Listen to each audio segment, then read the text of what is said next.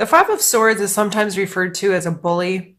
He obviously is victorious here, but at what cost? These people are pretty beat up and he looks kind of like arrogant or gloaty, right?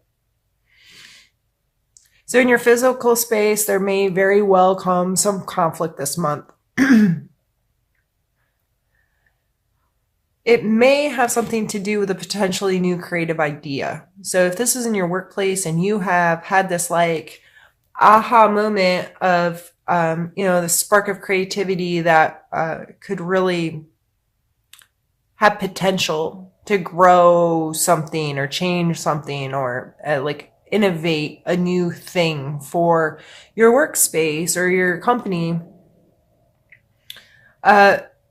this may be met with some resistance, or you may try to overpower others and say, this idea is really good. You really have to listen to me. We really have to do this. We have to make this a thing here. So regardless if it's somebody else giving you resistance or you are the one that's kind of forcing it on others, I would just be mindful of how those energies play in your life this month. If you feel yourself being a bully, call yourself on your crap. Be like, all right, I gotta get it together. Just because I think it's a great idea and just because it works for me and I'm feeling like this could really be something amazing, doesn't mean people have to agree with you or will agree with you. I think it's best just to do what you do, be vocal about it, and sharing it, but you don't have to force it on others. And you attract more bees with honey, isn't that the saying? Than vinegar. Pull a card for your emotional space this month.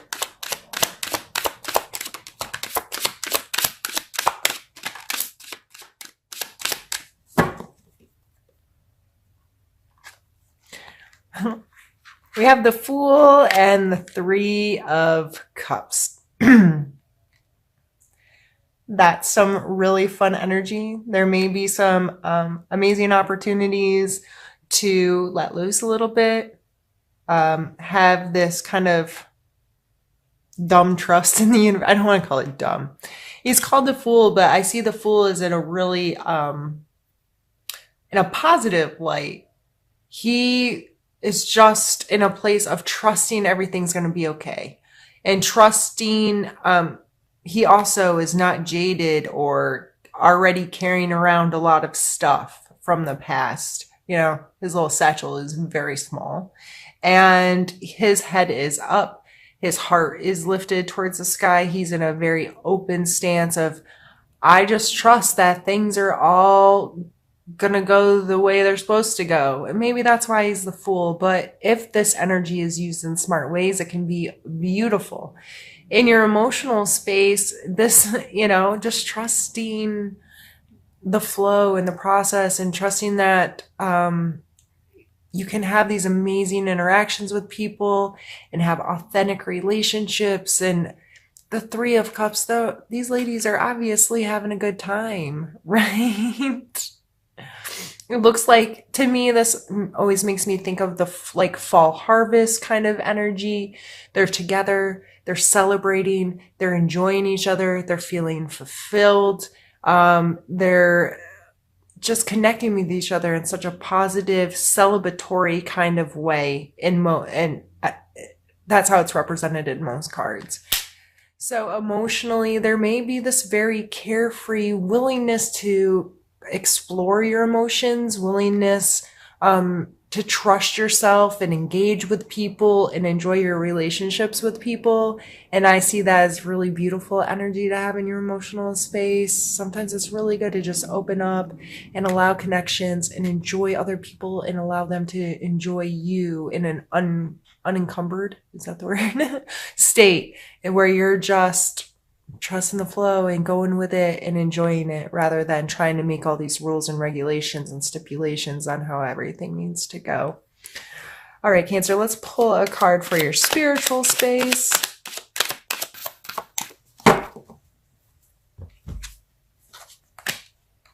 Magician and the Nine of Wands. I'm not sure which order they came out in, but it doesn't really matter.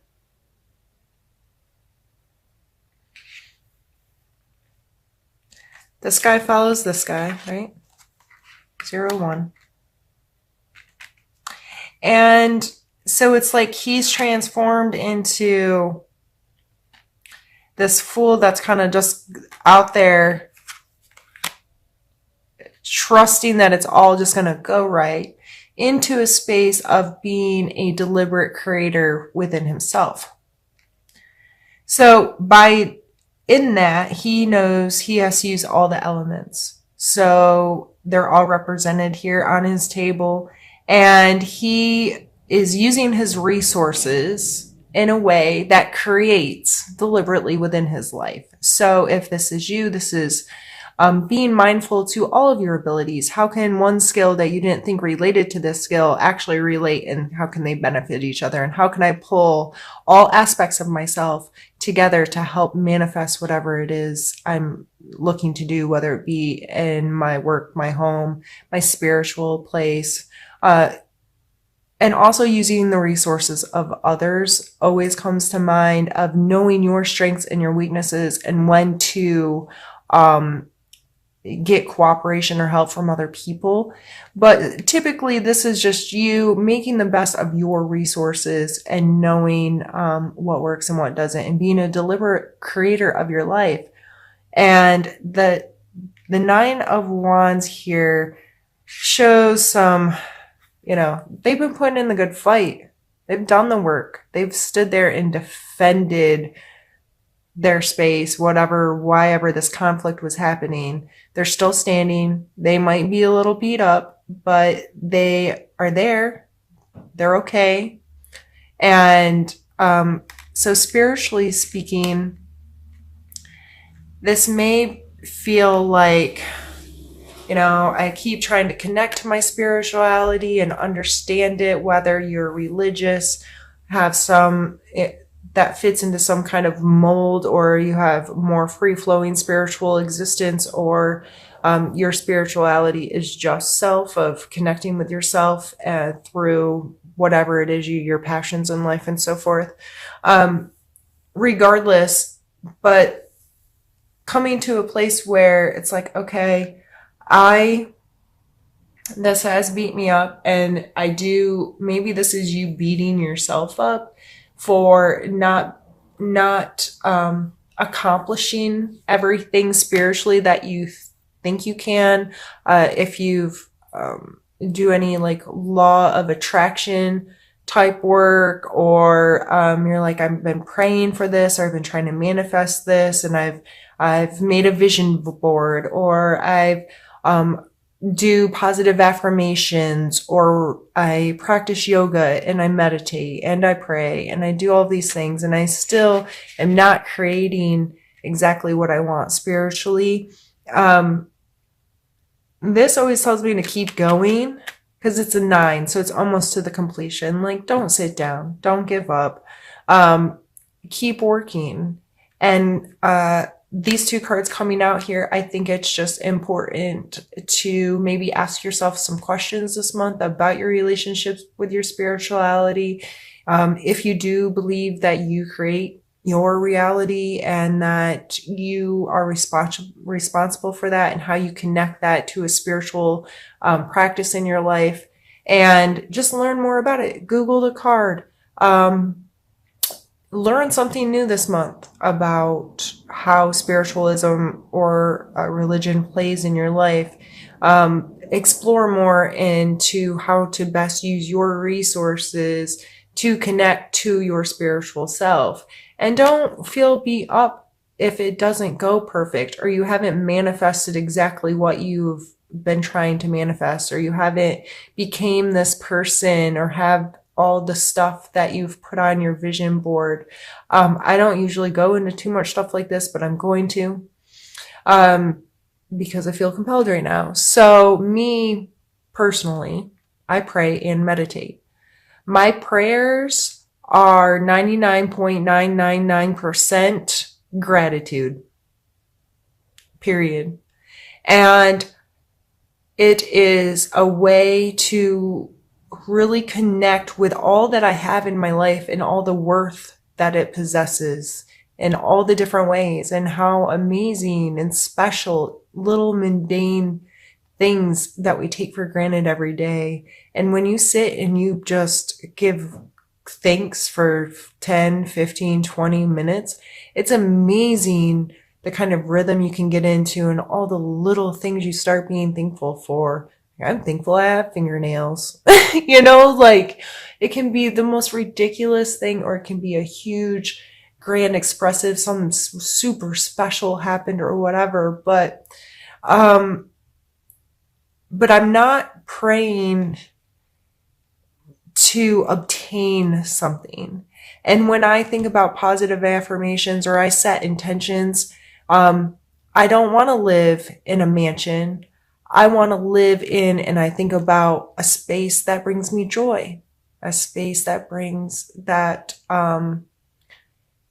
can be fun, that is comfortable for me, that encompasses a safety for me. Those are the kinds that I try to shift how I talk about what I want in my life and who I want to be and how I want to connect to my purpose.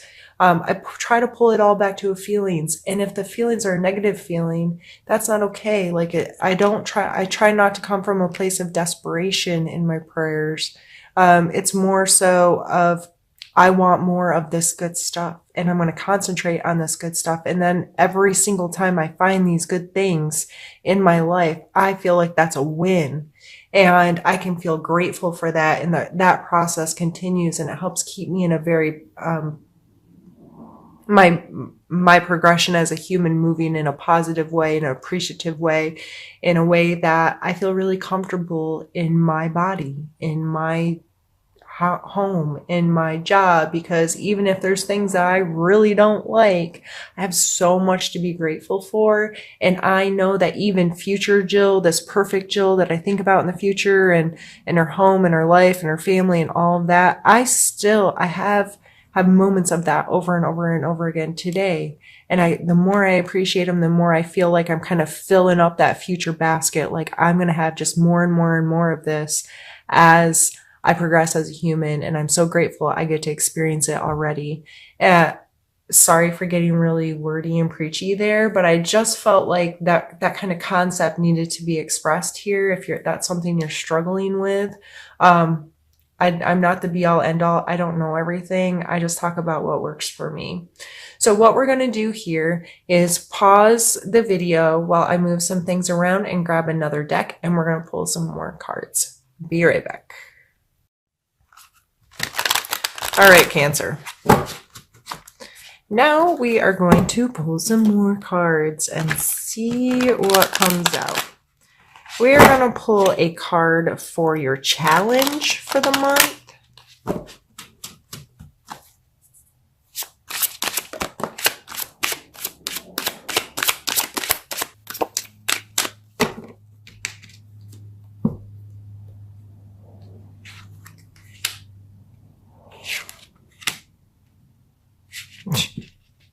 Put it right side up, Jill. We have the Five of Cups and the Sun. The Five of Cups, he is obviously in a position that makes you feel like he's grieving, sad, has experienced some kind of loss, and the cups are spilt over and kind of in darkness. So this card always makes me think about a pause of the moment when you have to start to, you're letting go of something and you are not able to focus on what's ahead because this has really brought you to your knees. This card, however, serves as a huge reminder to not get stuck here. Because in this card, you can see further down this path are these beautiful lit cups and this tower, and it's that's obviously there's good things ahead for this person that's traveling this path, right? So the challenge this month may be you still dealing with the loss of something, emotionally, maybe taking a pause to to put this to rest so you can continue on. And then the sun coming out, the sun is a very joyful, expressive, feeling whole, feeling energized, feeling just beautiful, bright, sunshiny. I wonder how many people think English isn't my native language because I can't speak it. Jeez. So beautiful, sunshiny day where, you know, these people are just like, oh, yes, like that sun, that energy, that fire, that just, it gives us life, literally, right? So even though you have so many positive energies up here, it may be a challenge with dealing with some of this and really getting into a position that you can feel joyful, especially if whatever this loss is here is kind of tugging at your heartstrings. These things can be mutually exclusive, you know. They, just because one thing makes you sad, you've experienced some kind of loss or disconnection or having some kind of grief, does not mean at another point that you cannot be joyful. You cannot experience feeling this wholeness and fulfillment and excitement or whatever, however this fire energy is showing up. I personally, I guess we're getting personal today, Cancer, I'm sorry. I've experienced a lot of grief in my life. I've unfortunately lost some extremely important people at a young age. And I understand getting stuck. And I understand the mindset of, I can't have fun with that. I can't have fun with this because I'm supposed to be sad about this other thing. You're allowed to be happy when you're happy and sad when you're sad.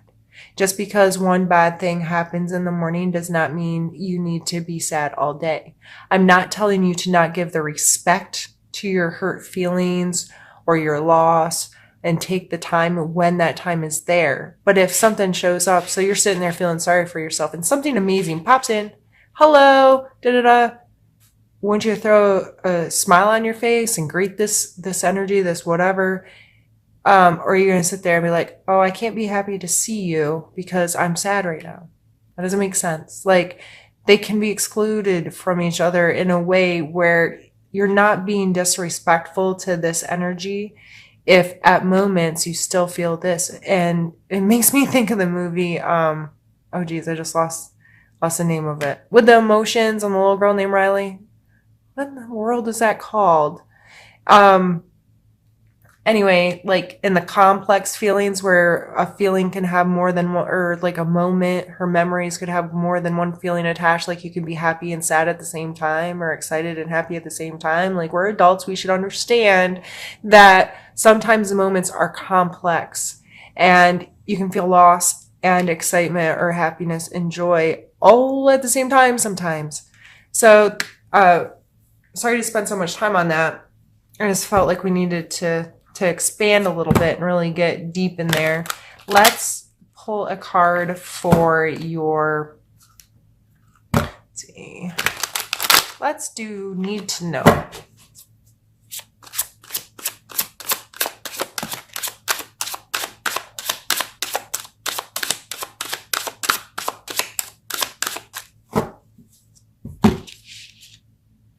The Fool.